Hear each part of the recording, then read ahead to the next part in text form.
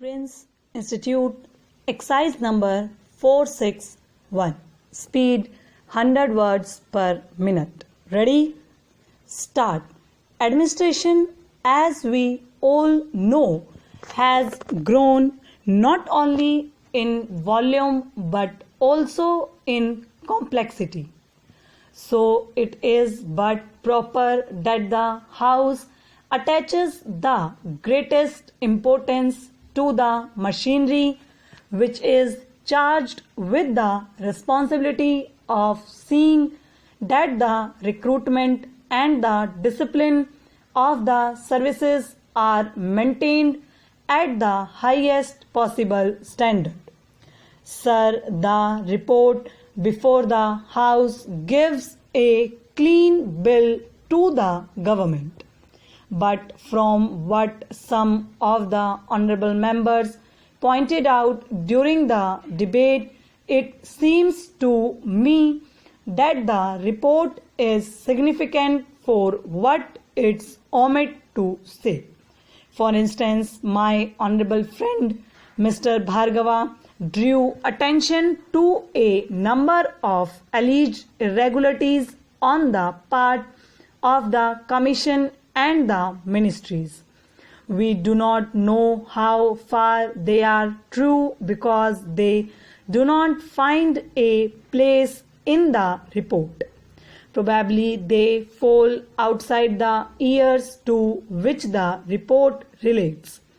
But if the observations made by my honorable friend are borne out by facts, it is a matter for serious consideration if the Commission's role should be what it is generally expected to be by the government and the House. It has probably to assume a superior role if it is to control effectively the policy of recruitment and the standard of efficiency in the services generally. Sir, I shall not go into the question referred to by the honorable member, and we expect the honorable member to throw more light on the aspects which were brought to the notice of the House. Sir, reference has been made to a fall in standards.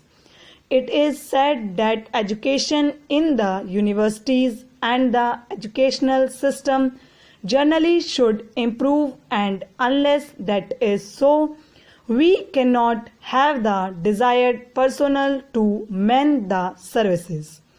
In that connection, honorable members have referred to the need for improving not only the university stage of education but also the secondary stage.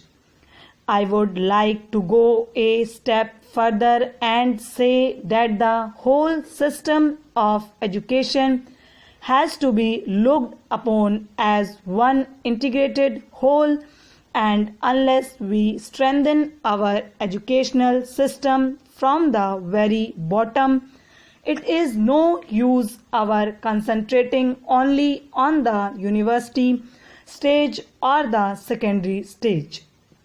Even from the primary level, education as a whole is in a melting pot, not with regard to the curriculum alone but also with regard to the medium of education and its objectives.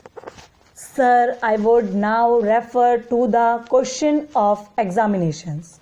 Much has been said on whether there should be an oral test and what its place should be in deciding the merits of applicants. Sir, I feel compelled to say that the viva voce test is very necessary to select proper persons for the services. There is nothing sacrosanct about the written test. It depends, it is true, on the intellectual discipline that a person has gone through, but that is not all for judging the merit of a person. The personality of an individual is many-sided. Just as people have said that it is difficult to judge the worth of a person in a 15-minute interview, I submit that it is equally difficult to judge the capacity or the efficiency of a person by the amount of crammed knowledge that he is able to put out. We know that the government itself is not satisfied with the system of education and it is thinking of reforming it. So, sir, there can be no final word about it.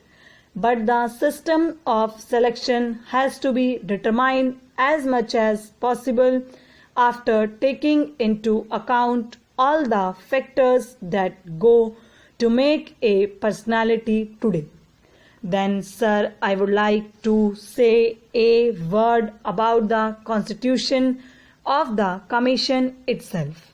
Much has been said about the need to maintain the dignity of the commission and the preeminent place given to it in the constitution. We are all agreed on that.